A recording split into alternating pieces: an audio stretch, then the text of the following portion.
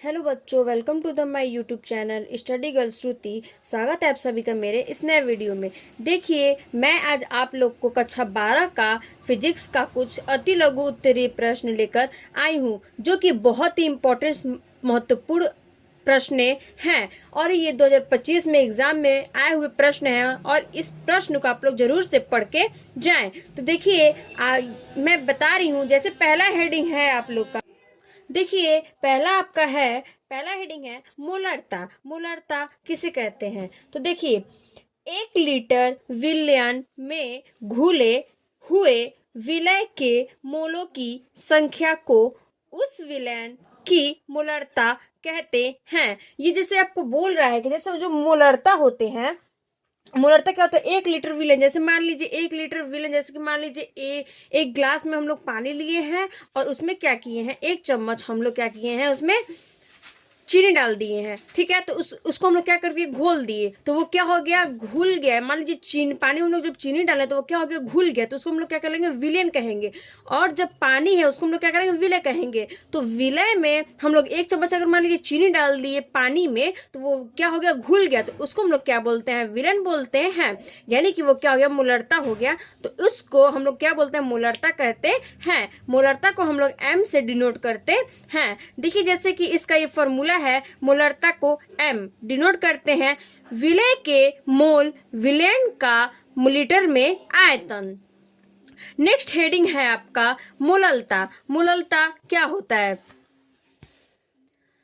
मोललता होता है किसी विलयन की मोललता 1 kg विलायक में उपस्थित विलय के मोलों की संख्या के रूप में परिभाषित की जाती है। बोल रहा है मोललता किसे कहते हैं? तो मोललता 1 विलियन की मोललता, यानी कि सोचिए 1 विलियन में, और मोललता कितना, 1 kg, यानी कि 1 किलो विलायक में क्या करते हैं, उसको भी हम लोग क्या करते हैं, अगर घोलते हैं तो उसमें क्या होता है, वो विलय बन जाता है। तो उस हम लोग मोलों की संख्या को क्या बोलते हैं, मोललता कहते हैं। कैसे इसको परिभाषित करते हैं? तो देखिए, इसका यहाँ पे आपका फॉर्मूला है मोललता। इसको हम लोग किससे डिनोट करते हैं, एम से डिनोट करते हैं। और विलय के मोल और बटे में विलायक का किग्रा में द्रव्यमान, यानी कि ये क्या हुआ आपका,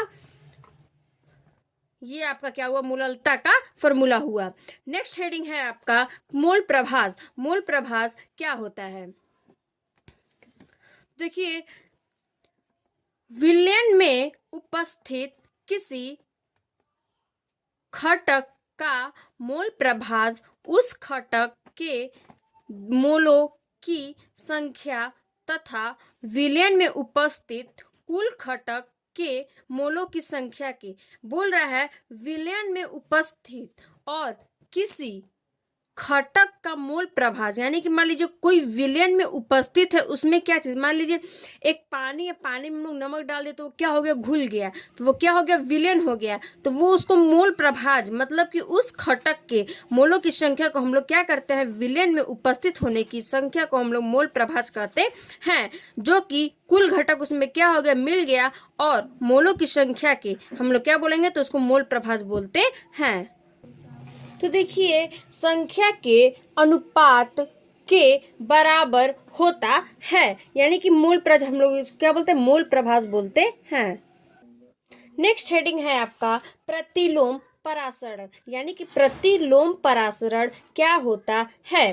यदि परासरण दाब से अधिक दाब विलयन पर लगाया जाता है तो विलायक के अणु अधिक सांद्रता वाले विलयन से कम सांद्रता वाले विलयन की ओर प्रवाहित होने लगते हैं। बोल रहा है प्रतिलोम परासरण। यदि मान लीजिए परासरण दाब को हम लोग अधिक दाब से विलयन पर क्या करते हैं, लगाते हैं, तो उस विलायक के जो अणु हैं अधिक सांद्रता वाले क्या करते हैं, विलयन में कम सांद्रता को क्या करते हैं, विलयन की ओर क्या करते हैं, प्रवाहित होने लगता है। यानी कि जो कम विलयन, यानी कि जिसमें कम सांद्रता रहता है, उसकी तरह क्या होने लगता है, प्रवाहित होने लगता है। यह प्रक्रिया परासरण के विपरीत होती है। ये जो प्रक्रिया होती है वो क्या होती है, तो परासरण के विपरीत होती है। इसलिए इसे हम लोग क्या बोलते हैं, प्रतिलोम परासरण परासरण कहते हैं। हम लोग इसलिए इस प्रक्रिया को प्रतिलोम परासरण कहते हैं। जैसे कि इसका देखिए, नेक्स्ट है आपका मानव इलेक्ट्रोड विभव। नेक्स्ट हेडिंग है मानव इलेक्ट्रोड विभव।